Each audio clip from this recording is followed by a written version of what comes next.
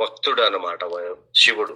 So ఆ యొక్క శివుడు ఏం చేస్తుంటాడు, నిరంతరము కూడా భగవంతుడి సేవలోనే ఉంటాడనమాట. అంటే ఇవన్నీ కూడా భక్తుల యొక్క క్వాలిటీస్ అన్నమాట, గుణగణాలు ఎలా ఉంటాయి అనడానికి ఇది శివుడు ద్వారా మనకు అర్థం అవుతూ ఉన్నాయి.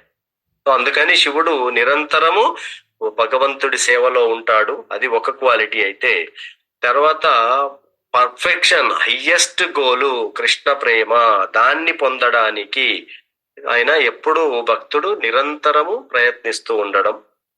తర్వాత ఈ యొక్క శివ అంటేనే ఎలాంటి కల్మషం లేకుండా ఉండడం అన్నమాట. సో మనకు అది విన్నాం కదా, శివదం అంటే కంప్లీట్ గా ప్యూర్, ఆస్పీషియస్ అన్నమాట. తర్వాత భౌతికమైనటువంటి అటాచ్మెంట్స్ ఏమీ లేకుండా ఉండడం. ఇవి 4 గుణగణాలు ఈ భక్తులకు ఉండాల్సినవి అన్నమాట. తర్వాత శివుడు ప్రే చేశాడు కాబట్టి, అంటే శివుడికి ఏమనిపించింది, కొద్దిగంతా ప్రైడ్ వచ్చినట్టుగా కనిపిస్తుంది అనమాట. ఎందుకంటే మోహిని అవతారం వచ్చినప్పుడు దేవతలు వాళ్ళేమి బివిల్డర్ అవ్వలేదు, మోహానికి గురి అవ్వలేదు. సో దేవతలే కాలేదు కాబట్టి నేను ఎందుకు అవుతాను అని అనుకున్నాడు. కానీ భగవంతుడు ఏం చేస్తాడు, యొక్క భక్తులకు ఎప్పుడైనా ఇలాంటి ఈ ప్రైడ్ అనేది వచ్చినప్పుడు, మోహానికి లోనవ్వడం ద్వారా ప్రైడ్ వచ్చినప్పుడు, మనం 10th cantoలో భాగవతంలో చూస్తూ ఉంటాం, ఇంద్రుడికి ప్రైడ్ వచ్చేస్తుంది, బ్రహ్మ కూడా మోహానికి లోనవుతాడు. సో వాళ్ళకు ఆ దాన్ని తొలగిస్తూ ఉంటాడు. ఇక్కడ శివుడికి కూడా చిన్నగా కొద్దిగా ప్రైడ్ వచ్చినప్పుడు, అంటే భక్తులకి ఈ రకమైన ప్రైడ్ వచ్చినప్పుడు భగవంతుడు ఆ ఏర్పాటు చేస్తాడు, ఆ ప్రైడ్ ను తీసేయడానికి ఏర్పాటు చేస్తాడనమాట. సో అందుకని ఎప్పుడైతే విష్ణువు డిసపియర్ అయి మోహిని రూపంలో వచ్చాడో, శివుడు మోహానికి లోనైపోయి ఆ మోహిని వెంటబడతాడు కదా. వెంటబడి అన్ని అరణ్యాలలో కూడా తిరుగుతూ ఉంటారు. అంటే ఈ ఋషులు, సేజెస్ వీళ్ళు తపస్సు చేసే ప్లేసుల్లో కూడా తిరుగుతూ ఉంటాడు అనమాట. అంటే ఎందుకు అక్కడ ఆ ప్లేసులన్నీ తిరిగాడు అంటే, ఈ యొక్క శివుడు అంతటి వాడే ఈ మోహానికి లోనవుతాడు కాబట్టి ఈ ఋషులందరూ కూడా జాగ్రత్తగా ఉండాలి అని సూచించడానికి తో విష్ణువు ఆ విధంగా ఏర్పాటు చేస్తాడనమాట. సో తర్వాత వెంబడే శివుడు తేరుకొని మళ్ళీ యథాస్థితికి వచ్చేస్తాడు. తర్వాత మోహిని రూపం వెళ్ళిపోయిన తర్వాత శివుడు పార్వతి తోటి చెప్తూ ఉంటాడు అనమాట, నేను నా అంతటి వాడు కూడా మోహానికి లోనవుతూ ఉంటాడు. ఎప్పుడు నువ్వు అంటుంటావు కదా, నువ్వు ఎవరి మీద ధ్యానం చేస్తావని, నేను ఈ యొక్క విష్ణు రూపం మీదనే ధ్యానం చేస్తాను అని చెబుతూ శుకదేవ గోస్వామి ఈ యొక్క ఫలశ్రుతి చెప్పాడు. ఏమని ఫలశ్రుతి ఇచ్చాడు, ఎవరైతే ఈ యొక్క కాన్స్టెంట్ గా, కంటిన్యూస్ గా, ఎందుకంటే భక్తి అంటేనే ఒకసారి విన్నానండి ఇంకా స్టోరీ అయిపోయింది అని అనిపించకూడదు. ఇది నిరంతరము, రోజు కొత్తది కాదు. భౌతిక ప్రపంచంలో రోజు కొత్తది కోరుకుంటా ఉంటాం. ఒక ప్లేస్ కు విజిట్ చేస్తాము, మళ్ళీ ఇంకో ప్లేసు, అది ఆల్రెడీ చూసి వచ్చామండి, కొత్త ప్లేసు, కొత్త కంట్రీ, కొత్త, ఇవన్నీ తిరుగుతూ ఉంటాం. ఏదానికి రెండోసారి అంత తేజీగా వెళ్ళాం మనం, ఎందుకంటే ఎప్పుడు కొత్తదనం కావాలి. కానీ ఈ ఆధ్యాత్మికతలో కొత్తదనం కాదు, మనం పదే పదే అదే బృందావనం వెళ్తూ ఉంటాం, అదే జగన్నాథ్ పూరి, అదే జగన్నాథ్ రథయాత్ర. సో ఇవి అవే మళ్ళీ పదే పదే చేస్తూ ఉంటాం అనమాట. దాని ద్వారా రిలీజ్ అవుతూ ఉంటాం మనం. ఎప్పుడు కొత్తదనము, కొత్త ఆనందము వస్తూ ఉంటుంది భక్తులకి. సో కాబట్టి వీళ్ళు కొత్తదనాన్ని ఏమీ కోరుకోరు. అందుకే నిరంతరం భక్తి అనేది, ఒకసారి చేసామండి మళ్ళీ పండగ వచ్చినప్పుడు చేద్దాము, అది భక్తి కాదు. హైతుకి అప్రతిహత అనేది భక్తి అన్నమాట. కంటిన్యూస్ గా ఉండాలి, సెల్ఫ్లెస్ గా ఉండాలి. ఎలాంటి పర్సనల్ మోటివేషన్ లేకుండా ఉండాలి. అప్పుడు మనకు ఆ ఆనందం వస్తూ ఉంటుంది. లేదు, భౌతికత్వాన్ని ఎప్పుడైతే మిక్స్ చేస్తామో, భౌతికత్వంలో ఉండి మనం ఏదైనా చేయాలనుకుంటే మాత్రము అల్టిమేట్ గా మనము టైర్డ్నెస్, ఫ్రస్ట్రేషన్ ఇవే వస్తాయన్నమాట. అది ఇక్కడ చెప్తున్నాడు. ఎవరైతే ఈ యొక్క కంటిన్యూస్ గా, కాన్స్టెంట్ గా వింటూ ఉంటారో ఈ యొక్క మోహిని మరియు శివుడి యొక్క ఈ పాస్ టైమ్ ను, ఈ సముద్ర మంథనాన్ని, ఏమవుతుంది, వాళ్ళ యొక్క ప్రతి ప్రయత్నం కూడా సక్సెస్ అవుతుంది. తర్వాత ఈ భౌతికమైనటువంటి అన్ని యొక్క క్లేశాలు, దుఃఖాలను వాళ్ళు అధిగమించగలరు అని ఇక్కడ చెప్పేసి, ఇంకా నెక్స్ట్ ఈ యొక్క 13th చాప్టర్ లో ఫ్యూచర్, ఇంకా మిగతా మనువులు, ఎందుకంటే మొత్తం 14 మనువులని మనం విన్నాం కదా. ఈ 14 మనువులలో ఈ వీళ్ళు 6 గురించి చెప్పాడు ఇప్పటి వరకు. నెక్స్ట్ మిగతా వాళ్ళ గురించి ఇక్కడ 13th చాప్టర్ లో చెప్తున్నాడు అనమాట.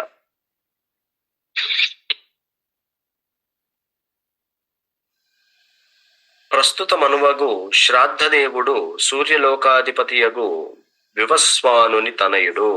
అతడు 7వ మనువు. అతని పుత్రులను గూర్చి ఇప్పుడు వినుము. ఈ 7వ మనువు శ్రాద్ధదేవుడు. సో ఈ శ్రాద్ధదేవుడు ఆయన డైనెస్టీ గురించి, ఆయన వంశ పరంపర గురించి ఇక్కడ ముందుగా చెప్తున్నాడు. ఓ పరీక్షిత్ మహారాజా, మనువు యొక్క 10 పుత్రులలో ఇక్ష్వాకువు, నభగుడు, దృష్టుడు, శర్యాతి, నరిష్యంతుడు, నాభాగుడు కలరు. 7వ తనయుడు దిష్టుడు, తరూషుడు, పృషద్రుడు తరువాతి వారు వసుమానుడు 10వ సంతానము. రాజా, ఈ మన్వంతరమున ఆదిత్యులు, వసువులు, రుద్రులు, విశ్వదేవులు, మరుత్తులు, అశ్విని కుమారులు, ఋభువులు అనువారు దేవతలు. పురంధరుడు స్వర్గరాజగు ఇంద్రుడు. ఇక్కడ మనము తెలుసుకున్నాం, ప్రతి మనువు వచ్చినప్పుడు 6 కొత్త వాళ్ళు వస్తుంటారు. అంటే ప్రతి మన్వంతరములో కూడా కొన్ని లోకాలు మునిగిపోతా ఉంటాయి. ఎందుకంటే వీళ్ళు కొత్త వాళ్ళు వస్తూ ఉంటారు.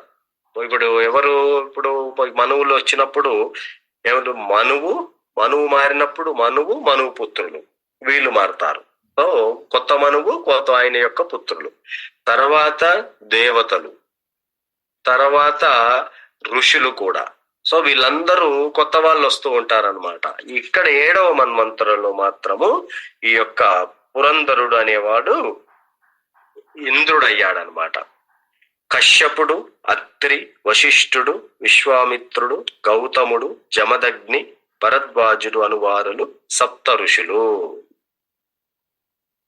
ఈ మన్వంతరముననే దేవదేవుడు ఆదిత్యుల అనుజుడగు వామనునిగా ఆవిర్భవించను. అదితి, కశ్యపులు అతని జనని జనకులు. సో ఇక్కడ ఈ 7 ఋషులు ఎవరెవరున్నారు? అత్రి, వశిష్ఠుడు, విశ్వామిత్రుడు వీళ్ళున్నారు కదా. సో వీళ్ళకి ఈ కశ్యపుడు, వీళ్ళందరూ 7 ఋషులు. ఈ 7 ఋషులు ఈ 7వ మన్వంతర కాలములో ఈ యొక్క వామన దేవుడు ఆవిర్భావము జరిగిందనమాట. 7 మనువులను గూర్చి నేను సంక్షిప్తముగా చెప్పిదిని. ఇక భవిష్యత్ కాల మనువులను గూర్చి విష్ణు అవతారములతో పాటుగా వివరించదను. రాజా, విశ్వకర్మ యొక్క 2 పుత్రులకు సంజ్ఞ, ఛాయ అను వారలను గూర్చి వెనుక చెప్పియుంటిని. వారు వివస్వానుని భార్యలు. సూర్యునికి పడవయను 3వ భార్య కలదని కొందరు చెప్పుదురు. ఈ 3 భార్యల్లో సంజ్ఞకు యముడు, యమి, శ్రాద్ధదేవుడనడి 3 సంతానము కలిగిరి. ఇక ఛాయ యొక్క సంతానమును గూర్చి వివరించదను. సో యముడు, యమి, వీళ్ళు శ్రాద్ధదేవుడు, వీళ్ళు 3 కూడా ఈ యొక్క సూర్యుడి పుత్రులు అనమాట. మనకి యమధర్మరాజు వీళ్ళు చూసినాం కదా, యమున. సో యమున రివర్ కూడా సూర్యపుత్రిక అన్నమాట. యముడు సూర్యుడి యొక్క కుమారుడు. ఛాయకు సావర్ణి అను పుత్రుడు, తపతి అను పుత్రిక కలిగిరి. ఈ తపతియే తదనంతరము సంవరణ రాజునకు భార్య అయ్యను. ఛాయ యొక్క 3వ సంతానము శనైశ్చరుడు వడవ 2 అశ్విని కుమారులకు జన్మనొసగిరి. రాజా 8వ మన్వంతర కాలము అరుదించినప్పుడు సావర్ణి మనువు కాగలడు. నిర్మోకుడు విరజస్కుడు మున్నగు వారు అతనికి పుత్రులు కాగలరు. 8వ మన్వంతరమున సుతపుడు విరజుడు అమృత ప్రభుడను వారలు దేవతలు కాగలరు. విరోచన సుతుడగు బలి చక్రవర్తి దేవరాజు ఇంద్రుడగును. 8వ మన్వంతరాల్లో ఎవరు? బలి చక్రవర్తి ఇంద్రుడవుతాడనమాట. బలి చక్రవర్తి విష్ణువుకు 3 అడుగుల నేలను దానముగా నిచ్చి దాని వలన ముల్లోకములను కోల్పోయెను. కాని సమస్తమును సమర్పించినందులకు దేవదేవుడు ప్రసన్నుడైనంతటా అతడు జీవన పూర్ణత్వమును బడయగలిగెను. దేవదేవుడు బలిని బంధించి ప్రీతితో స్వర్గము కన్నను వైభవోపేతమైన సుతలమున అతనిని ప్రతిష్ఠితుని కావించెను. ఆ లోకమున బలి ఇప్పుడు ఇంద్రుని కన్నను సుఖముగా వసించుచున్నాడు. సో ఇక్కడ క్లుప్తంగా చెప్తున్నాడు అనమాట. ఈ క్లుప్తంగా చెప్పిన దానికి మళ్ళీ పరీక్షిత్ మహారాజు ఉత్సుకతతో ఉత్సాహంతో ప్రశ్న వేసినప్పుడు మళ్ళీ ఈ యొక్క బలి చక్రవర్తి వర్ణనను కావిస్తాడు. సో ఇది బలి చక్రవర్తిది 8వ మన్వంతర కాలంలో జరుగుతుంది అనమాట. రాజా 8వ మన్వంతరమున గాలవుడు, దీప్తిమానుడు, పరశురాముడు, అశ్వత్థామ, కృపాచార్యుడు, ఋష్యశృంగుడు, నారాయణ అవతారమగు నా తండ్రి వ్యాసదేవుడు 7 ఋషులగుదురు. ప్రస్తుతము వారందరూ తమ తమ ఆశ్రమములలో నివసించుచున్నారు. 8వ మన్వంతరమున భగవానుడు సార్వభౌముడనేటి నామముతో అవతరించును. అతనికి దేవగుహ్యుడు జనకుడు సరస్వతి జనని కాగలదు. అతడు పురంధరుని అనగా ఇంద్రుడి నుండి స్వర్గమును హరించి బలికి వసగును. రాజా వర్ణసుతుడగు దక్ష సావర్ణి 9వ మనువు కాగలడు. భూకేతువు, దీప్తకేతువు మున్నగు వారు అతని పుత్రులగుదురు. ఈ 9వ మన్వంతరమున పారుడు, మరీచి గర్భుడు మున్నగు వారు దేవతలగుదురు. అద్భుతుడు స్వర్గరాజు ఇంద్రుడగును. ద్యుతిమానుడు మున్నగు వారు 7 ఋషులగుదురు. భగవంతుని అంశాంశయగు ఋషభదేవుడు అంబుధార ఆయుష్మంతుడను జననీ జనకులను జన్మించును. అతడు అద్భుత నామధేయుడగు ఇంద్రుడు ముల్లోకముల ఐశ్వర్యమును అనుభవించినట్లు చేయును. ఇదంతా కూడా ఇది కంటిన్యూగా చదువుతా ఉన్నాను. తర్వాత మనకు ఎందుకంటే ఇది మనకు ఇవి గుర్తుండడం పేర్లు కూడా కష్టమే కదా. ఉపశ్లోకుని సుతుడగు బ్రహ్మసావర్ణి 10వ మనుమగును. ఊరిశేనుడు మున్నగు వారు అతని పుత్రులు. అవిష్మంతుడు మున్నగు బ్రాహ్మణులు 7 ఋషులు కాగలరు. అవిష్మంతుడు సుకృతుడు, సత్యుడు, జయుడు, మూర్తి మున్నగు వారు సప్తర్షులు. సువాసనుడు, విరుద్ధుడు మున్నగు వారు దేవతలు, శంభువు ఇంద్రుడగును. విశ్వస్రష్ట గృహమున భగవత అవతారమగు విశ్వక్సేనుడు విశూచి గర్భమున జన్మించును. అతడు శంభువుతో మైత్రి నెరుపును. 11వ మన్వంతరమున ఆధ్యాత్మిక జ్ఞాన పరిపూర్ణుడగు ధర్మసావర్ణి మనువగును. అతనికి సత్యధర్మాది 10 పుత్రులు కలుగగలరు.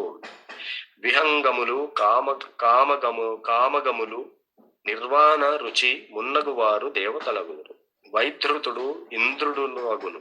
అరుణాదులు 7 ఋషులగుదురు. హరి అంశస్వరూపుడగు ధర్మసేతువు ఆర్యకుని సుతునిగా వైద్రుత గర్భమున ఆవిర్భవించి ముల్లోకములను పాలించును. రాజా 12వ మనువు రుద్రసావర్ణి దేవవానుడు, ఉపదేవుడు, దేవశ్రేష్ఠుడు మున్నగు వారు అతని పుత్రులగుదురు. ఆ మన్వంతరమున ఇంద్రుని నామము ఋతధాముడు, హరితాదులు, దేవతలు, తపోమూర్తి, తపస్వి, అగ్నిధ్రకుడు మున్నగు వారు 7 ఋషులు. హరియంశ స్వరూపుడగు స్వధాముడు సునృత సత్యసహులనడి జననీ జనకులకు జన్మించిన వాడై ఆ మన్వంతరమును పాలించును. 13వ మనువు దేవసావర్ణి. అతడు ఆధ్యాత్మిక జ్ఞానమున మిగుల పురోగమించిన వాడై ఉండును. చిత్రసేనుడు విచిత్రుడు మున్నగు పుత్రులు అతనికి జన్మింతురు. ఆ 13వ మన్వంతరమున సుకర్ములు సూత్రమాదులు దేవతలు అగుదురు. దివస్పతి స్వర్గరాజగును. నిర్మోకుడు తత్వదర్శుడు మున్నగు వారు సప్త ఋషులు కాగలరు. దేవహోత్రుని సుతుడగు యోగీశ్వరుడు హరియంశ స్వరూపునిగా ఆవిర్భవించును. అతని జనని నామము బహృతి. దివస్పతి శ్రేయస్సు కొరకు అతడు పలు కార్యములను నర్చును. 14వ మనువు నామము ఇంద్రసావర్ణి. ఉరువు గంభీరుడు బుధుడు మున్నగు వారు అతని సుతులగుదురు. పవిత్రులు చాక్షుషగణము దేవతలగుదురు. శుచి స్వర్గరాజు ఇంద్రుడగును. అగ్ని బాహువు శుచి శుద్ధుడు మాగధుడు మున్నగు తపో సంపన్నులు సప్తర్షులు కాగలరు. ఓ పరీక్షిన్ మహారాజా, ఆ 14వ మన్వంతరమున దేవదేవుడు వితాస గర్భమున జన్మించును. అతని జనకుని నామము సత్రాయనుడు. బృహద్భాను నామముతో విఖ్యాతి చెందడి అతడు ఆధ్యాత్మిక కర్మల నొనరించును. రాజా, భూత భవిష్యత్ వర్తమానములలోని 14 మనువులను గూర్చి నీకిప్పుడు చెప్పితిని. ఈ మనువులందరి శాసన కాలము మొత్తము కలిపి 1000 యుగ చక్రములు. అది ఏ కల్పము. బ్రహ్మదేవుని ఒక రోజు అనబడును. ఇక్కడ చూడండి, శ్రీమద్ భాగవతము మన శాస్త్ర ఎంత పర్ఫెక్ట్ గా ఉంటుంది అంటే ఎప్పుడు ఎవరు అవతరించి ఏ పొజిషన్స్ తీసుకుంటారో కూడా చెప్తూ ఉన్నారు. సో మనం గెస్ చేయడానికి ఏమీ లేదు. మనం ఈ భాగవతాన్ని మన శాస్త్రాన్ని చదివితే భగవంతుడు ఎప్పుడు వస్తాడో కూడా మనకు ఆల్రెడీ చెప్పేస్తున్నారు. సో మధ్యలో వచ్చేది అంటే ఇప్పుడు ఎప్పుడైతే ఈ మధ్యలో వచ్చేసి కొంతమంది మాకు ఈ పవర్స్ చూపించేసి మనం ఎన్నో పేర్లు ఆయన ఈ భగవాను అనేసి ఆ పేరు పలకాలి అంటేనే ఎంత భయంకరంగా ఉంటుంది.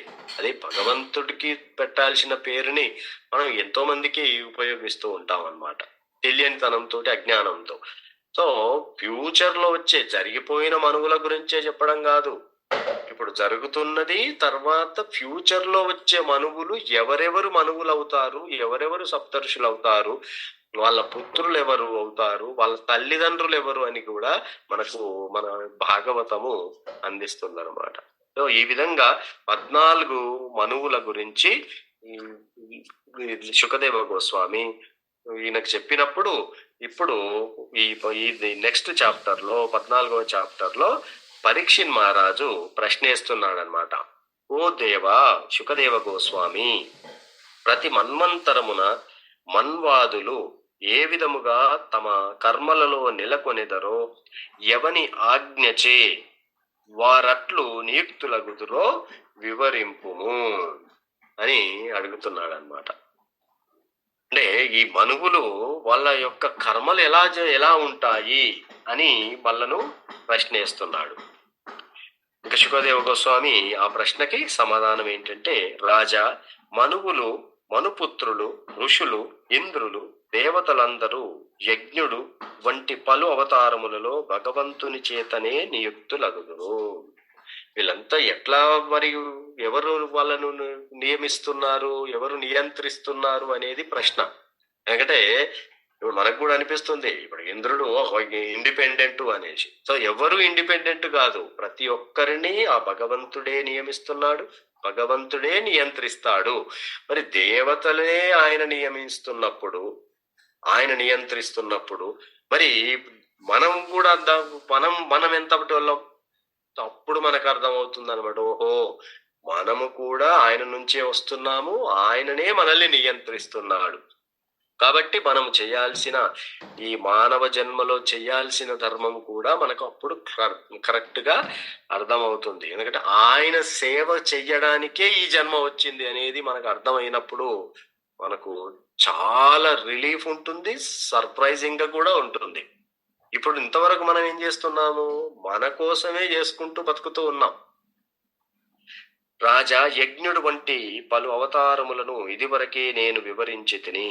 మన్వాదులు ఈ అవతారముల చేతనే ఎన్నుకోబడి వారి నిర్దేశమున విశ్వ కలాపములను కొనసాగించుచుందురు.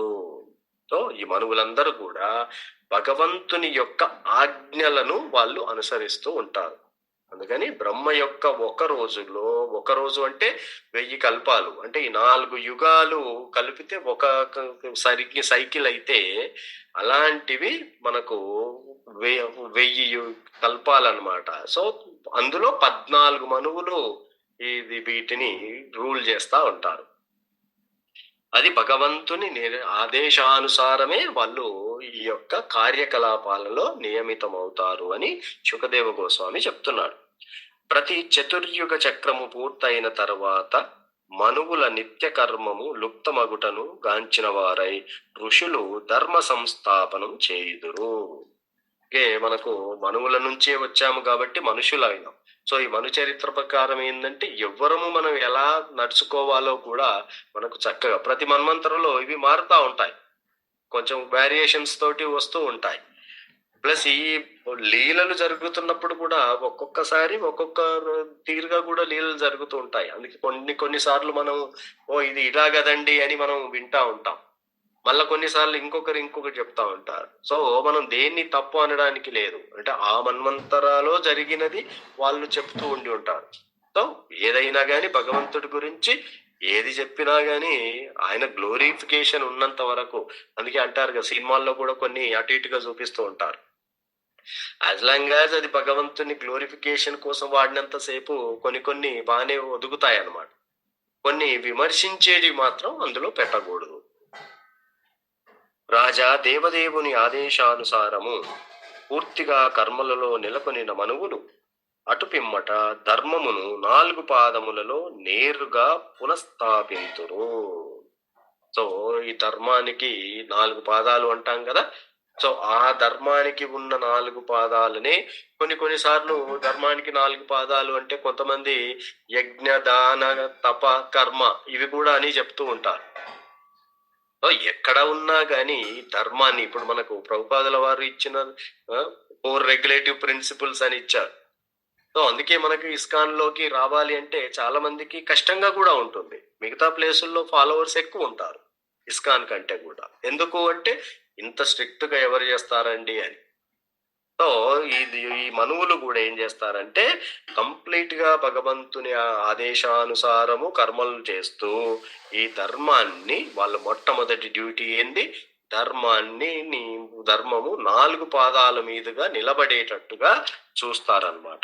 తర్వాత యజ్ఞ ఫలములను బడుటకై లోకపాలు రఘు మనువు యొక్క పుత్ర పౌత్రులు మన్వంతరము చివరి వరకు భగవదాదేశ పాలనము చేయుదురు. దేవతలు కూడా ఆ యజ్ఞ ఫలభాగమును బడయుదురు. సో తర్వాత మనువు యొక్క పుత్రులు అన్నమాట. వాళ్ళు ఏం చేస్తారు, చివరి వరకు మన్వంతరం చివరి వరకు భగవంతుడి ఆదేశాలను చేస్తూ ఇప్పుడు యజ్ఞాలు చేస్తూ ఉంటారు. ఆ యజ్ఞాల నుంచి వచ్చిన ఆహుతులన్నింటినీ వాళ్ళు దేవతలతో కలిసి పంచుకుంటూ ఉంటారు అని చెప్తున్నాడు. స్వర్గరాజగు ఇంద్రుడు దేవదేవుని నుండి వరములను వడిసిన వాడై మహోన్నతమగు ఐశ్వర్యములను అనుభవించుచు తగినంత వర్షమును కురిపించి ముల్లోక జీవులను పోషించును. సో ఈ 3 లోకాలని అనుభవిస్తూ ఇంద్రుడు తర్వాత వాళ్ళను పరిపాలిస్తూ ఏం చేస్తుంటాడు, వర్షాన్ని ఎప్పుడు ఏ టైంలో కావాలో ఆ టైం ప్రకారము అందిస్తూ ఉంటాడు అన్నమాట. మనకు భగవద్గీతలో కూడా కృష్ణ చెప్తాడు కదా, మనకు యజ్ఞాద్భవంతి భూతాని యజ్ఞాద్భవంతి భూతాని పర్జన్యాత్ యజ్ఞ సంభవ. సో ఈ యజ్ఞాలు అంటే సృష్టికి ముందు ఏం చెప్పాడు, 3rd చాప్టర్ లో చెప్తున్నాడు భగవద్గీతలో, సృష్టికి ముందు దేవతలని మనుషులతో పాటు యజ్ఞాన్ని సృష్టించాను అని. సో ఆ యజ్ఞము ఎందుకు సృష్టించాడు, దేవతలనే వీళ్ళను తయారు చేస్తే అయిపోయేది. కానీ ఈ యొక్క వాళ్ళిద్దరి మధ్యన పరస్పర సహకారము, కోఆపరేషన్, అక్కడ కూడా భగవంతుడు దేవతలకు మనుషులకు మధ్య కూడా కోఆపరేషన్ ఉండాలి ఎప్పుడు. అది దేని రూపంలో జరుగుతుందన్నాడు, యజ్ఞాల రూపంలో జరుగుతుందన్నమాట. తో ఇంద్రుడి జాబ్ ఏంటంటే ఈ వర్షాన్ని ఇస్తా ఉంటాడు. వర్షాన్ని ఇచ్చినప్పుడు పంటలు పండుతాయి. సో మరి మనం అందరం కూడా ఈ యొక్క ధాన్యాల మీద, ఆహారం మీద డిపెండ్ అవుతాం. ఆహారం ఎలా వస్తుంది? ఆహారము మనకి వర్షాలు ద్వారా వస్తుంది. వర్షాలు ఎలా పడతాయి? మనం యొక్క నియమిత కర్మలను చేయడం ద్వారా, యజ్ఞాలు చేయడం ద్వారా. అవి ఎక్కడి నుండి వస్తాయి అంటే మనం ప్రిస్క్రైబ్ డ్యూటీస్, తర్వాత శాస్త్రం ఎక్కడి నుంచి వచ్చింది? భగవంతుడు. సో అల్టిమేట్ గా డైరెక్ట్ గా గాని ఇండైరెక్ట్ గా గాని మనం ఆధారపడి ఉన్నది భగవంతుడి మీదనే అని మనకు అర్థమవుతుంది అన్నమాట. దేవదేవుడకు హరి దివ్యజ్ఞాన ప్రచారమునకై సనకుడు వంటి సిద్ధుల రూపమున కర్మ మార్గమును బోధించుటకు యాజ్ఞవల్క్యుడు వంటి ఋషుల రూపమును, యోగ విధానమును ఉపదేశించుటకు దత్తాత్రేయుడు వంటి యోగుల రూపమును ప్రతి యుగమునందు దాల్చుచుండును. సో ఈ ప్రతి యుగములో ఈ రూపాల్లో వస్తూ ఉంటారనమాట. కర్మ మార్గాన్ని, ఎందుకంటే కొంతమంది కర్మ మార్గాన్ని పాటిస్తారు, కొంతమంది జ్ఞాన మార్గాన్ని, కొంతమంది యోగ మార్గాన్ని. సో వాళ్లకు ఈ జ్ఞానాన్ని ఇవ్వడం కోసము భగవంతుడే ఈ వివిధ రూపాల్లో అవతరిస్తాడనమాట ప్రతి యుగంలోను. ప్రజాపతి మరీచి రూపమున అతడు ప్రజా సృష్టి చేయును. రాజుగానై దుర్మార్గులను, చోరులను వధించును. కాల రూపమున సమస్తమును నశింపజేయును. భౌతిక అస్తిత్వం యొక్క విభిన్న గుణములు ఆ దేవదేవుని గుణములని తప్పక తెలుసుకొనవలసి ఉన్నది. సో ప్రతిదీ చూడండి, ఇప్పుడు ఈ రకంగా చూస్తే ప్రజా సృష్టి చేయడానికి ఆయన ఆజ్ఞానుసారమే వివిధ రూపాల్లో వస్తూ, తర్వాత దుర్మార్గులను చేయడానికి రాజుగానై వస్తున్నాడని, తర్వాత కాల రూపంలో వచ్చేస్తాడు, మొత్తాన్ని నాశనం చేస్తాడు. భగవద్గీతలో చెప్తాడు, నేను కాలాన్ని, ఆ కాల రూపాన్ని చూసినప్పుడే అర్జునుడు కూడా భయపడిపోతాడు అనమాట. అది భయంకరంగా ఉంటుంది. అంటే అన్ని భూత వర్తమాన భవిష్యత్ కాలాలలో జరుగుతున్న అన్నింటినీ, అందుకే అక్కడ చెప్తాడు, భీష్మ ద్రోణు వీళ్ళందరినీ కర్ణులని నేను ఆల్రెడీ చంపేశా, నువ్వు జస్ట్ నిమిత్త మాత్రుడివై చెయ్యి అని చెప్తాడు కదా భగవద్గీతలో. జనులు మాయా విమోహితులైనందున నానా విధములకు పరిశోధనల ద్వారా, తాత్విక కల్పనల ద్వారా పరతత్వమైన భగవంతుని కనుగొనుటకు యత్నింతురు. అయినను వారు ఆ దేవదేవుని గాంచ అసమర్థులై ఉందురు. సో ఇక్కడ మనము 4 డిఫెక్ట్స్ ఉంటాయి. ఇక్కడ మనం ఆల్రెడీ తెలుసుకున్నాం. డిఫెక్ట్ ఏంటిది? మనకు ఇంపర్ఫెక్ట్ సెన్సెస్ ఉన్నాయి. సెన్సెస్ మనకు పర్ఫెక్ట్ గా ఉండవు. పర్ఫెక్ట్ గా ఉండకుండా మనం ఆ పర్ఫెక్ట్ అయిన ఆయనను కనుక్కోవాలని ట్రై చేస్తూ ఉంటారు అనమాట, నానా విధాల పరిశోధనల ద్వారా, ఆ తాత్విక కల్పనల ద్వారా. సో వీటి ద్వారా అంత ఈజీగా ఏం కాదు, ఎన్నడూ వాళ్ళు ఫెయిల్ అవుతూనే ఉంటారు అనమాట. సో ఒకటే మార్గం ఏంటి అంటే భక్తి మార్గం.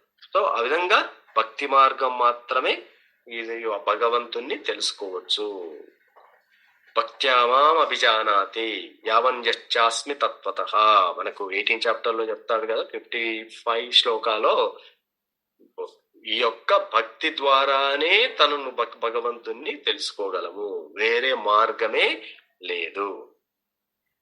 ఒక కల్పము నందు అనేకములకు మార్పులు జరుగుచుండును, వానిని వికల్పములందురు. రాజా, అవన్నీయు నేను నీకు వివరించి ఉంటిని. అట్టి ఒక కల్పమునందు 14 మనువులు ఉందురని భూత భవిష్యత్ వర్తమానముల నెరిగిన పండితులు చెప్పిరి. సో ఈ విధంగా ఈ యొక్క వివిధ వాళ్ళ గురించి ఇక్కడ ఈ యొక్క నిర్వహణ ఎలా జరుగుతుంది, ఈ మనువుల డ్యూటీలు ఏంటి, వాళ్ళు ఎవరికి ఆధీనంలో ఉంటారు, ఎవరి చేత నియంత్రింపబడతారు అనే దానికి మనకు ఈ శుకదేవ గోస్వామి చెప్తున్నాడు అనమాట. ఎవరైనా గాని భగవంతుడి ఆదేశాలు భగవంతుడే నియమిస్తాడు, భగవంతుడే నియంత్రిస్తాడు. సో కాబట్టి మనం అన్ని రకాలుగా కూడా ఏ రకంగా చూసినా మనం డైరెక్ట్ గా గాని ఇండైరెక్ట్ గా గాని భగవంతుడిచే మనం నియమింపబడ్డాం, భగవంతుడిచే నియంత్రించబడతాము. ఇంకా నెక్స్ట్ ఇక్కడ బలిచక్రవర్తి గురించి వస్తుందన్నమాట. ఇంకా ఆయన పరీక్షిత్ మహారాజు ప్రశ్నిస్తున్నాడు, దేవదేవుడు సమస్తమునకు అధీశ్వరుడు అయినచో నిర్ధనుని వలె అతడేల బలిని 3 అడుగుల నేలను యాచించెను. తాను అడిగినది పొందినప్పటికిని అతనిని ఎందులకై బంధించెను. ఈ విరుద్ధములైన విషయముల రహస్యమును తెలుసుకొనవలెనని నేను మిగుల కుతూహలముతో ఉన్నాను. అని ఇక్కడ పరీక్షిత్ మహారాజు యొక్క ఉత్సాహము, ఆ తెలుసుకోవాలన్న ఉత్సుకత ఎట్లా ఉంది అంటే, ఒక వర్డ్ శుకదేవ గోస్వామి నుంచి వచ్చింది అంటే దాంట్లో డీటెయిల్ గా తెలుసుకోవాలని ఆ ఆసక్తి ఎక్కువగా ఉందన్నమాట. సో అది ప్రశ్నిస్తున్నాడు. ఇప్పుడు ఇంతటి అందరినీ నియమించేవాడు అంటే ఆయన కదా పవర్ఫుల్. మరి అంతటి పవర్ఫుల్ ఆయన వచ్చి ఈ బలిచక్రవర్తిని 3 అడుగులు నేల అడగడం ఏంటి? పోనీ ఆయన ఇచ్చేసినాక అయిపోయింది కదా బిజినెస్. మళ్ళీ ఆయనను ఎందుకు ఆయనకు బంధించిండు? సో ఈ విరుద్ధ రకాలైనటువంటివి, ఎందుకంటే ఈయననే జగన్నాథుడు అన్నప్పుడు ఆయన నుంచే ఇవన్నీ చేస్తుంటే మళ్ళీ భిక్ష అడగాల్సిన పని ఏముంది? అదేందుకంటే విరుద్ధంగా ఉందన్నమాట ఇక్కడ. అప్పుడు శుకదేవ గోస్వామి, రాజా, బలిచక్రవర్తి సమస్తైశ్వర్యమును కోల్పోయి యుద్ధమునందు నిహతుడైనంతట భృగువంశీయుడగు శుక్రాచార్యుడు అతనిని పునర్జీవితుని కావించను. ఈ కారణమున మహాత్ముడగు బలి శుక్రాచార్యునికి శిష్యుడై తనకున్నదంతయు సమర్పించి శ్రద్ధతో అతనిని సేవింపదొడిగెను. ఇప్పుడు ఎప్పుడైతే సముద్రమంతరం అయిపోయిందో, మోహిని రూపంలో భగవంతుడు వచ్చి దేవతలకు పంచాడో, అప్పుడు రాక్షసులు గొడవ పట్టారు కదా, పెద్ద భీకర యుద్ధం చేశారు దేవతలకు రాక్షసులకు మధ్య. మళ్ళీ విష్ణువే అవతరించి వీళ్ళని రాక్షసులను ఓడించేసి అందరిని సంహరిస్తుంటే ఆపేశారు. నారదుడి వచ్చేసి దాన్ని చెప్పినప్పుడు అందరూని మళ్ళీ శుక్రాచార్యుడు పునర్జీవితులను చేశాడనమాట. సో అది ఇక్కడ చెప్తున్నాడు. కాబట్టి ఎప్పుడైతే తనను తిరిగి బెటర్గా చేశాడో అప్పుడు శుక్రాచార్యుణ్ణి గురువుగా స్వీకరించి ఆయనకు అంతా కూడా ఆయనకే అర్పించి, బలిచక్రవర్తికి ఎంత చూడండి, ఆయనకు శుక్రాచార్యుడు ఆయన్ని గురువుగా చేసుకొని ఆయనకు మొత్తం సమర్పించి ఆయనకు సేవ చేస్తూ ఉన్నాడు. అవిస్సును యజ్ఞాగ్నిలో హుతము చేయగా స్వర్ణముతోను పట్టుతోను కప్పబడిన దివ్య రథము అగ్ని నుండి బయల్వెడలను. ఇంద్రాశ్వములను బోలిన పసుపు వన్నె గుర్రములు సింహచేషినితమగు ధ్వజము కూడా బయల్వెడినవి. ఒక స్వర్ణ ధనుస్సు, 2 అక్షయ తూనీరములు, ఒక దివ్య కవచము కూడా బయల్వెడలినవి. బలి పితామహుడగు ప్రహ్లాదుడు అతనికి ఎన్నడును వాడని పూలమాలను ఒసగగా శుక్రాచార్యుడు శంఖమునిచ్చను. సో మళ్ళీ బలిచక్రవర్తి పుంజుకుంటున్నాడు అనమాట తన బలాన్ని. బ్రాహ్మణుల ఉపదేశానుసారము ప్రత్యేకమగు యజ్ఞమును నిర్వహించి వారి అనుగ్రహం చే సమస్త యుద్ధ సంభారములను పొందినంతట బలి ఆ మహనీయులకు ప్రదక్షిణము చేసి నమస్కరించెను. అతడు ప్రహ్లాదునికి కూడా వందనము చేసెను. ఇక్కడ బలిచక్రవర్తి ప్రహ్లాదుడి సంరక్షణలో పెరిగాడు. సో ఆ భక్తి అంతా ఆయనకు వచ్చేసిందనమాట. అంటే విధి ప్రకారం చేయాల్సిందన్నీ చేసేశాడు.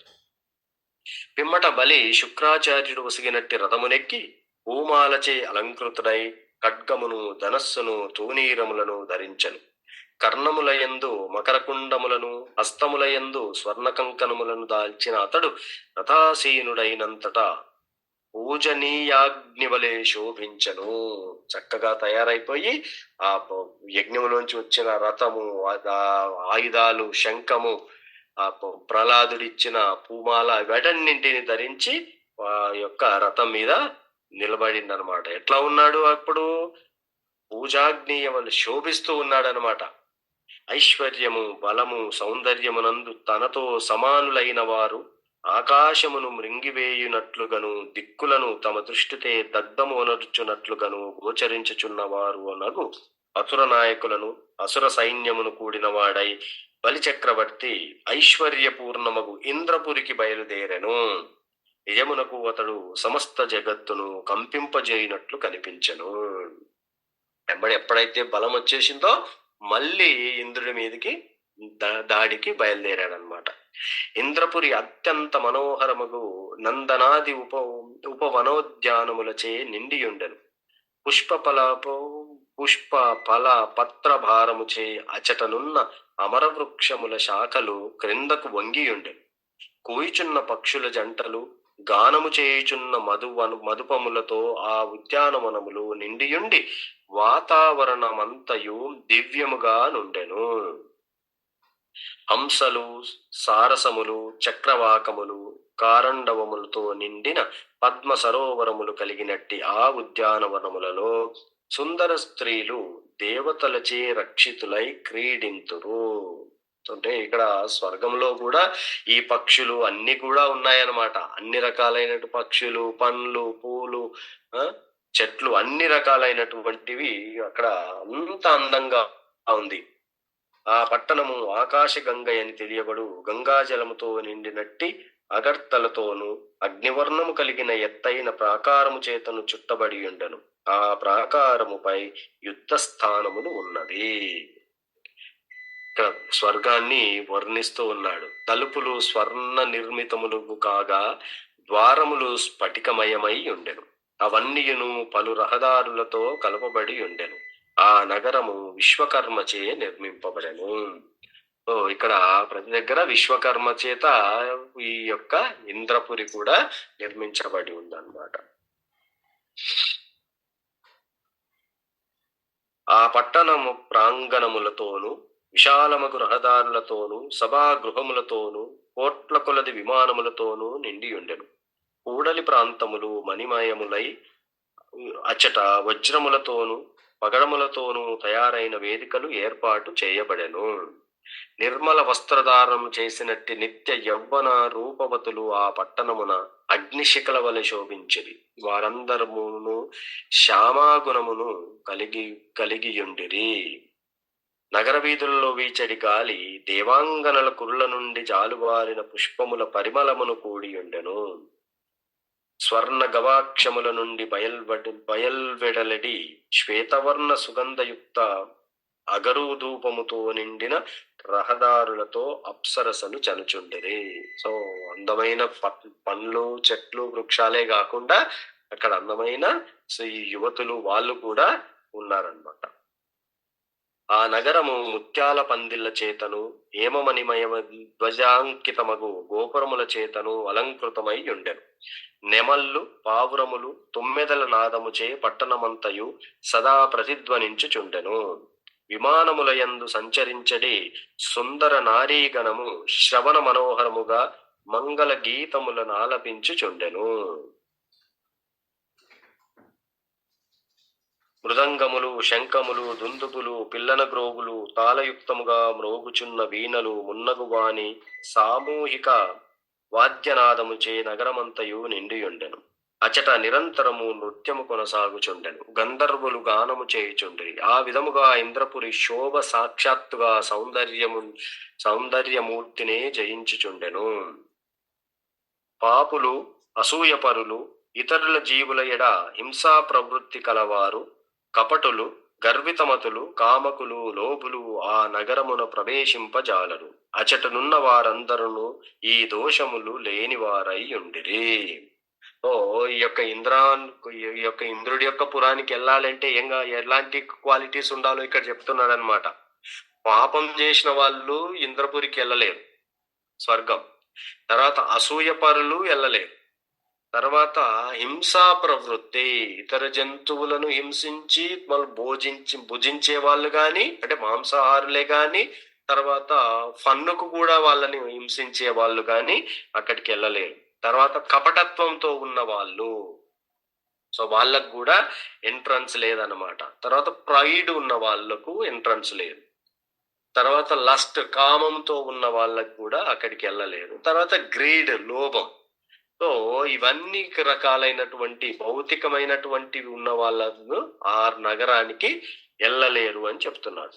అసంఖ్యాకమగు సేనలకు అధిపతి అయిన బలిచక్రవర్తి ఆ ఇంద్రపురికి వెలుపల తన సైన్యమును మోహరించి అన్ని దిక్కుల నుండి దాడి చేశాను. శుక్రాచార్యుడు వసిగినట్టి శంఖమునతడు పూరించగా ఇంద్రరక్షితమగు స్త్రీగణమును మిక్కిలి భీతి కలిగెను. బలి యొక్క విసుగులేని ప్రయత్నమును గాంచి అతని అభిప్రాయము నెరిగిన ఇంద్రుడు దేవతలను కూడి గురువగు బృహస్పతి చెంతకేగి ఇట్లు పలికెను. దేవా, మన పూర్వశత్రువగు బలి ఇప్పుడు నూతనోత్సాహమును కలిగి ఉన్నాడు.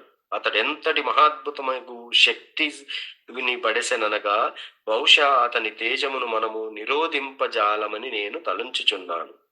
బలి యొక్క సేనా వ్యూహమును ఎవ్వడునూ అడ్డగింపజాలడు. సమస్త విశ్వమును అతడు నోటితో తాగివేయ యత్నించినట్లుగాను, దశ దిశలను నాలుకతో ఆస్వాదించున్నట్లుగాను, అన్ని దిక్కుల యందును చూపుతో అగ్నిని రగుల్చున్నట్లుగాను గోచరించుచున్నది. నిజముగా అతడు సంవర్తక ప్రళయాగ్ని వలె రేగుచున్నాడు. సో ఈ సంవర్తకుడు ఇంద్రుడి యొక్క మేఘం పేరు కదా. సో ఆయన వచ్చిండు అంటే మొత్తాన్ని నాశనం చేసేస్తాడనమాట. అట్లా కనిపిస్తున్నాడట. బలి యొక్క ఈ బలము, సాహసము, తేజస్సు, జయమునకు కారణమేమిటో దయచేసి నాకు తెలియజేయుడు. అతడింత ఉత్సాహవంతుడు ఎట్లు కాగలిగను? ఎందుకంటే ఆల్రెడీ ఓడిపోయాడు. తర్వాత వీళ్ళు వదిలేస్తే మళ్ళీ ఇంత శక్తివంతుడు ఎట్లా అయ్యాడో నాకు చెప్పండి అని ఇంద్రుడు తన గురువగు బృహస్పతి దగ్గరికి వెళ్ళి అడుగుతున్నాడు. అప్పుడు బృహస్పతి ఏం చెప్తున్నాడు? ఇంద్ర, నీ శత్రువు ఇంతగా శక్తిమంతుడగుటకు కారణమును నేను ఎరుగుదును. భృగువంశీయులకు బ్రాహ్మణులు తన శిష్యుడగు బలియడ మిక్కిలి ప్రసన్నులై అతనికి ఇంతటి అసాధారణమగు తేజస్సును కలుగజేసిరి. ఈ భృగువంశీయులందరూ బలి అంటే ఇష్టంతో ఇట్లా చేసిరని చెప్తున్నాడు. మహాబలశాలియగు ఈ బలిని నీవు గాని నీ వారు గాని జయింపజాలరు. ప్రస్తుతము బ్రహ్మ తేజో సంపన్నుడైనందున నిజమునకు ఇతనిని దేవదేవుడు తప్ప వేరెవ్వరును గెలవజాలరు. యమరాజు ఎదుట ఎవ్వడును నిలవజాలనట్లు ఇప్పుడు బలిచక్రవర్తి ఎదుట ఎవ్వడును నిలవజాలడు. కనుక మీ శత్రువుల పరిస్థితి తారుమారు అగునంత వరకు ప్రతీక్షించుచు ఈ స్వర్గమును వీడి మీరు కనబడిన్ని ప్రాంతమునకు వెడలుడు. ఎందుకంటే శత్రువు శక్తివంతమైనప్పుడు యుద్ధం చేసి ఓడిపోయే కంటే మీరు వేరే ప్లేస్ కు వదిలేసి వెళ్ళిపోయి దాక్కోండి అని చెప్తున్నాడు. బ్రాహ్మణుల ఆశీర్వాదము చే బలిచక్రవర్తి ఇప్పుడు పరమశక్తిశాలి అయినాడు. కానీ ఎప్పుడైతే ఇతడు ఆ బ్రాహ్మణులను అవమానపరచునో అప్పుడు బంధుమిత్రులతో పాటు నశించగలడు.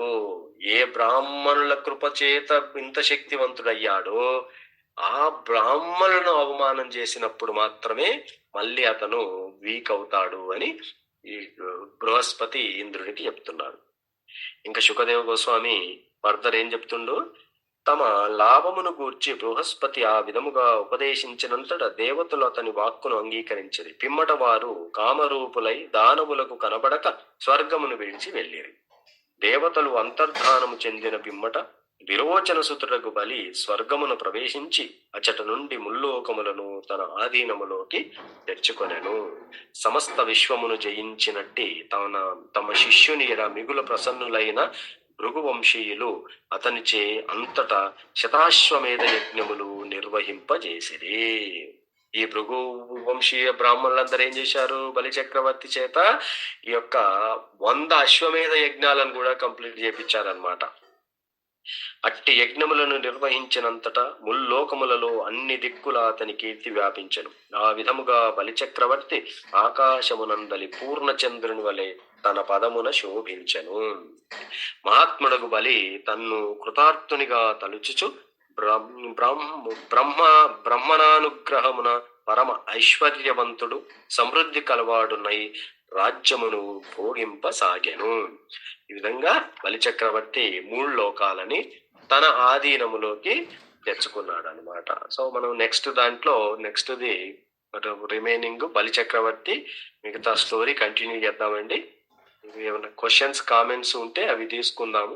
వామనరి ప్రభుజీ, మీరు లాస్ట్ టైము ఒక ప్రశ్న వేశారు కదా, అది చూస్తాను ఇప్పుడు. ఏమన్నా దానికి ఏది ఏ ప్రశ్న ఉండే ప్రభుజీ? నేను మర్చిపోయాను.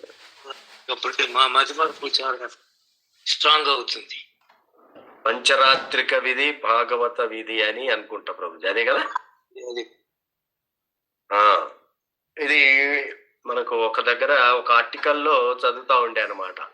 సో దాని గురించి ఇక్కడ ఏం చెప్తున్నాడంటే, మనకు ఈ యొక్క స్పిరిచువల్ పాత్ లో మనం సేఫ్ గా మన జర్నీ, మన టార్గెట్ ని రీచ్ అవ్వాలి అంటే ఇక్కడ 2 రకాలైనటువంటి ఉన్నాయని శ్రీల ప్రభుపాద చెప్తున్నాడు అనమాట.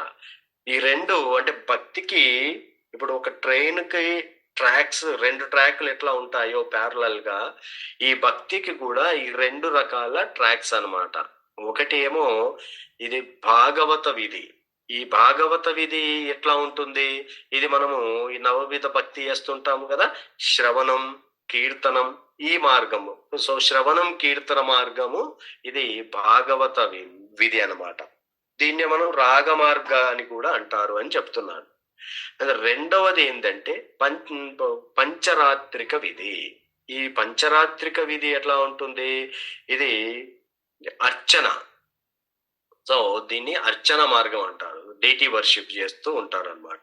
సో కానీ ప్రభుపాద మనకి ఏం చేశాడంటే, ఇవి భాగవత విధి, శ్రవణం, కీర్తనం చెబుతూనే మనకు డీటీ వర్షిప్ కూడా ఇంట్రొడ్యూస్ చేశారు. యాక్చువల్ గా మనం ఇస్కాన్ లో మనం రెండింటిని కలిపి చేస్తున్నాం.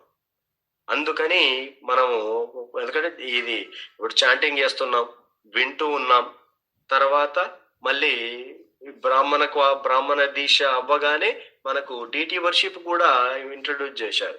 సో దీని ద్వారా మనము డివోషనల్ భక్తిలో చక్కగా ప్రోగ్రెస్ అవుతామని ప్రభుపాదుల వారు అట్లా చెప్పారనమాట.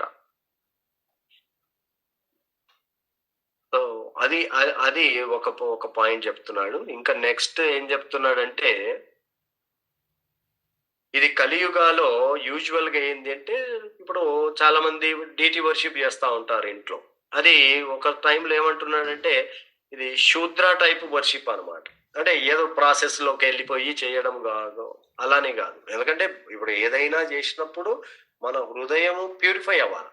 అల్టిమేట్ గా హార్ట్ ప్యూరిఫికేషన్ జరగాలి. తర్వాత మనకు భక్తి అనగానే మనకు విన్నాం కదండి, భక్తి అంటే 2 రకాలైనటువంటివి మనలో కలగాలన్నమాట. ఒకటి ఏంటిది, జ్ఞానం. మనం భక్తి చేస్తున్నప్పుడు జ్ఞానం కూడా కలగాలి, మనకి జ్ఞానం రావాలి. తర్వాత వైరాగ్యం కలగాలి. ఇప్పుడు జ్ఞాన వైరాగ్యం అనేటివి 2 కలగట్లేదు అంటే మనము చేసే విధానంలో ఎక్కడో లోపం ఉంది. మనం ఓన్లీ ఒక ప్రాసెస్ లాగా చేస్తున్నట్టు అనమాట. కాబట్టి మనకు ఈ యొక్క భాగవత పఠనం ద్వారా మనం జ్ఞానము వస్తుంది. సేమ్ టైము డీటీ వర్షిప్ ద్వారా ఇవి చేస్తే ఏమవుతుందంటే, భౌతికమైనటువంటి డిటాచ్మెంట్ ఏర్పడి భగవంతుడి మీద అటాచ్మెంట్ ఏర్పడుతుంది. వాళ్ళను ప్రతిరోజు వాళ్ళను డెకరేట్ చేయడం ద్వారా, వాళ్ళను సేవ చేయడం ద్వారా మనకు భౌతికమైనటువంటివి పోవాలన్నమాట.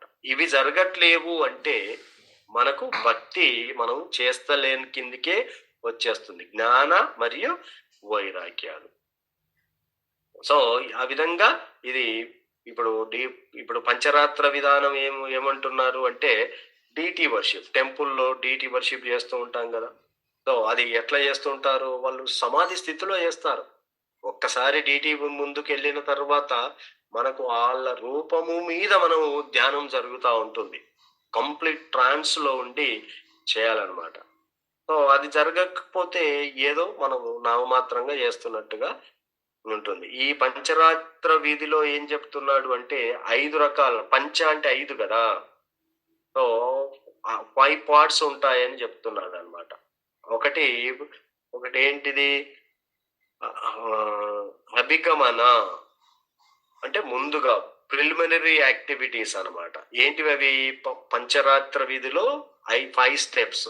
నంబర్ 1 అభిగమన, అది ప్రిలిమినరీ యాక్టివిటీస్ అని చెప్తున్నాడు. ఏది, ఎర్లీ మార్నింగ్ లేవడం, తర్వాత మనం ఉభయ సెన్సెస్, స్పిరిచువల్ మాస్టర్కి ఉభయ సెన్సెస్ చేయడం, మనం స్నానం చేయడం, తర్వాత కొత్త ఉతికిన బట్టలు కట్టుకోవడం, సో ఆచమనం, తర్వాత తిలక్, తర్వాత గాయత్రి మంత్రాసు. ఇదంతా మనకు ఫస్ట్ స్టెప్ లో వస్తుంది అని చెప్తున్నారు అనమాట ఈ పంచరాత్ర వీధిలో. దాన్ని అభిగమనం అంటున్నారు. రెండవది ఉపధనం. ఈ ఉపధనం ఏంటిది అంటే ఆ డీటీ వర్షిప్ కు కావాల్సిన అన్నింటినీ మనం సమకూర్చుకోవడం. ఉపధనం, అభిగమన, ఉపధనం. మూడవది యోగా, అంటే మన మైండ్ ని ఈ యొక్క వివిధ రకాలైనటువంటి మంత్రాలు రిసైట్ చేస్తూ మనము భగవంతుడి మీద మైండ్ ని ఫోకస్ చేసుకోవడం అన్నమాట. అది ఎప్పుడు ఫోకస్ అవుతుంది? మనం ఎవరము, మన ఐడెంటిటీ, రియల్ ఐడెంటిటీ తెలిసినప్పుడు నేను భగవంతుడి సేవకుడిని అనే భావముతోటి అది భావంతో మన మైండ్ ని ఆయన మీద చేయడం. అది థర్డ్ స్టెప్ యోగా అట. సో తర్వాత లియా అంటున్నారు. ఇదేంది అంటే 16 ఉపచారాలతోటి భగవంతుణ్ణి వర్షిప్ చేయడం. తర్వాత స్వాధ్యాయ. ఈ స్వాధ్యాయలో ఏం చెప్తున్నారు అంటే పర్సనల్ మెడిటేషన్. అదర్వైజ్ మనకు కల్టివేషన్ ఆఫ్ డివోషనల్ శ్రవణం, కీర్తనం. సో ఈ విధంగా మనం దీంట్లో కూడా అవి అన్నీ ఉన్నాయి. కానీ మనం ఏంటంటే ఇప్పుడు ప్రభుపాదుల వారు మనకు ఇవన్నీ ప్రాసెస్లు చక్కగా ఇచ్చారు. మార్నింగ్ లేస్తాము, తిలక్తో అన్ని ధరిస్తాము, తిలక్ గాయత్రి మంత్రం చేసుకుంటాం, డీటీ వర్షిప్ చాంటింగ్ చేస్తాం, డీటీ వర్షిప్ కావాల్సినవన్నీ తీసుకుంటాం. తర్వాత మైండ్ ని జపం ద్వారా మనం మైండ్ ఆయన మీదకి పెడుతున్నాం. తర్వాత ఉపచారాలు అంటే మనం ఎన్ని ఉపచారాలు పాటిస్తున్నామో చూడాలి. సో ఇది చెప్తున్నారు స్వామిజీ. ఆ డిఫరెన్స్ ఇక్కడ చెప్పేస్తున్నారు. కొంచెం ఇన్ఫర్మేషన్ కనిపించింది నాకు. డీటీ వర్షిప్ పంచరాత్రిక విధి, భాగవత విధి అంటే ఈ నవవిధ భక్తి, శ్రవణం కీర్తనం తర్వాత మనకు పఠనం. యూజువల్ గా ఏంటంటే అది అవి భాగవత విధి అంటారు. ఎందుకంటే భాగవతము నిజానికి కూడా భాగవతము మనకు డీటీ వర్షిప్ చేయాలని ఎక్కడ చెప్తలేదు. ఎంటైర్ భాగవతంలో అదేం చెప్తలేదు. కానీ ఈ ఎప్పుడైతే ప్రభుపాదుల వారు దాని రెండింటిని కలిపారనమాట, లేకపోతే డ్రైగా అయిపోతుంది అనేసి మళ్ళీ. సో మనకు రెండు చేస్తున్నాము. Yes Prabhuji. Deity worship and భాగవత వీధి అంటే శ్రవణం, కీర్తనం, స్మరణ. అర్చనా మార్గ అన్నమాట. పంచరాత్ర వీధి అర్చనా మార్గ. Thank you Prabhuji. ఎవరికి ఏమైనా క్వశ్చన్స్, కామెంట్స్ అండి?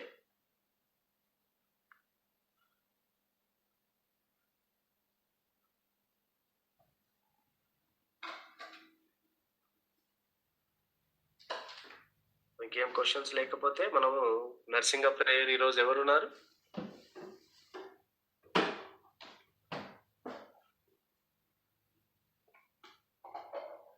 ఈరోజు విజయలక్ష్మి మాతాజీ అనుకుంటా ప్రభు. హరే కృష్ణ ప్రభుజీ. హరే కృష్ణ. హరే కృష్ణ మాత చేయండి.